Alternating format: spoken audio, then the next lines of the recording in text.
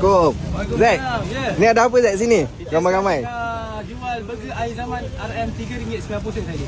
Burger air zaman tu apa Zack? Burger air zaman ni burger ayam crispy. Ayam crispy. Saya tunjuk. Okey. Okey, ni kita burger ayam crispy. Macam ni lah lebih kurang dia punya presentation. Okey. Okey. Harga RM3.90 je, murah-murah. Dalam ayam crispy? Dalam ayam, salad, sos sebenarnya asing. Okey. Kadang-kadang kita letak sekali lah. Lepas tu ada Okey. mayonis dengan roti lah. Okey. Lepas tu boleh add on tambah-tambah. Ada add-on cheese, sos cheese, ada sos Korea, ada sos garlic. Okey. Bagi 4 Zack. Bagi 4 Ha. Boleh. Nak tambah apa-apa bang? Tak payah, biasa je. Original je Ha. Biasa 4 tak cukup bang. Orang beli kat sini biasa 5, 10. Aduh, okey 5 5 pun tak cukup bang. Kena lebih ni. 6.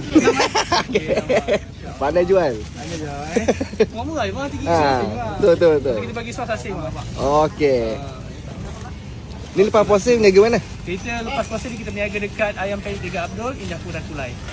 Okey, baik. Okey. Terima Terima kasih. Assalamualaikum. InsyaAllah.